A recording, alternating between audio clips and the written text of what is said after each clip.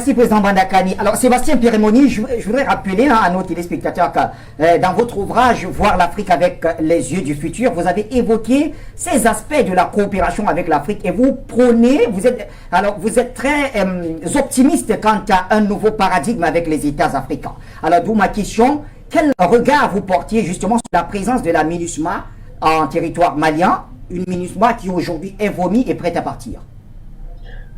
Donc oui, vous m'entendez? En tout cas, je suis optimiste et optimiste, il faut le prendre avec des pincettes. Oui. Je voulais d'abord dire que ce qu'a dit en effet Monsieur Bandakani est tout à fait juste. Partout où la MINUSMA, où les missions des Nations Unies sont présentes, c'est partout là où on sème le chaos au préalable. Donc ça, c'est une vérité.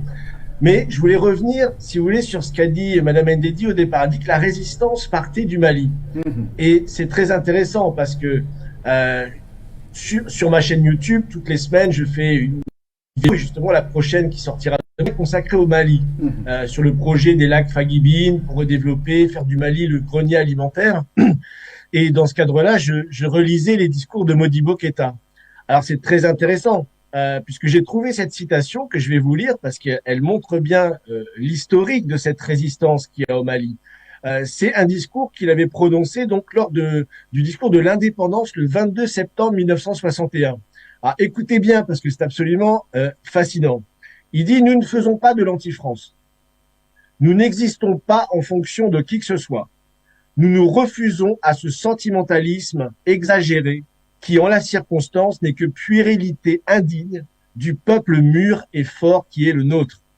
Aujourd'hui, que la France a évacué ses bases militaires installées chez nous, que notre indépendance a trouvé son couronnement, nous sommes prêts en peuple souverain à poursuivre la normalisation de nos rapports avec la République française dans tous les domaines. Donc, c'est-à-dire que cette résistance, elle repart. Elle ne commence pas au Mali. Elle avait déjà eu lieu, justement, à l'époque. Il faut bien rappeler que Modibo Keïta, non seulement avait évacué les bases militaires, mis fin aux accords de coopération militaire avec la France, et deuxième pilier de la France-Afrique, avait mis fin aux accords monétaires, puisque je rappelle qu'en juillet 62, Modibo Keïta annonce la création officielle d'une banque nationale et d'une monnaie nationale qui lui permettent de lancer une sorte de New Deal dans son pays. Il va créer la société d'aviation, des chemins de fer, des travaux publics, il va faire venir, faire construire des industries.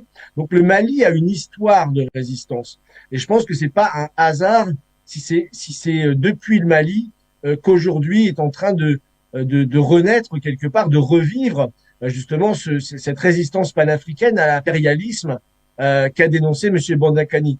Et ce qu'on peut dire, c'est que la puissance des empires occidentaux aujourd'hui s'est transformée en empire des MINUS. Si je peux me permettre cette blague, c'est la MINUSMA, la MINUSCO, la MINUS au Soudan, enfin c'est l'empire des MINUS. Et qui représente le mieux, si vous voulez, cet empire des MINUS, si ce n'est notre cher président français, Emmanuel Macron, qui vient de se déplacer en Afrique, évidemment, où de même de la vie générale de la presse française, ce déplacement en Afrique a été un fiasco sur toute la ligne, puisque partout les peuples se sont mobilisés pour dire stop, non, non merci, on ne vous écoute plus, on veut autre chose. Et c'est très drôle de voir que si vous voulez, bon, là où je suis d'accord avec Emmanuel Macron, c'est quand il dit que il a déclaré la fin de la France-Afrique.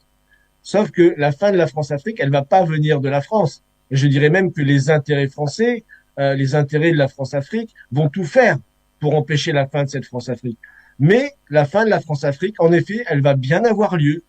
Mais elle va avoir lieu parce qu'aujourd'hui, la jeunesse africaine en particulier, les peuples africains, ça a démarré au Mali, mais il y a eu la Centrafrique, le Burkina, la Guinée, demain le Niger, le Sénégal et pourquoi pas un jour la Côte d'Ivoire, sait-on jamais. Partout, les peuples, les jeunes en particulier, ont décidé que cet impérialisme, cet héritage néocolonial doit cesser et donc ont organisé ces révolutions populaires avec l'aide des militaires dans certains cas, avec la société civile, pour justement mettre en place des transitions et se libérer de la présence impérialiste de l'Occident et en particulier de la France sur le territoire en mettant fin aux accords militaires pour développer les moyens d'avoir une véritable armée nationale comme l'avait fait Modibo Keïta, de développer à nouveau leur souveraineté monétaire. Je suis sûr et certain que dans les cartons des différents dirigeants aujourd'hui La question de la fin du CFA est déjà sur la table et on s'y prépare. Donc, on va en effet vivre la fin de la France-Afrique. Et pour ça, il faudra pas remercier l'empire des Minus et Emmanuel Macron, mais il faudra remercier le peuple africain et en particulier sa jeunesse de cette levée pour récupérer sa souveraineté. Donc oui, la MINUSMA c'est terminé et tous les autres MINUS vont finir par déguerpir, si vous voulez, du territoire africain parce que petit à petit, les gens vont se mobiliser pour ça. Merci beaucoup à vous, hein, Sébastien Perimoni. Et bon vent pour votre combat. On espère finalement qu'il y aura une voix pour l'Afrique au Parlement français. Ce sera vraiment inédit. Nous vous le souhaitons de toutes les façons.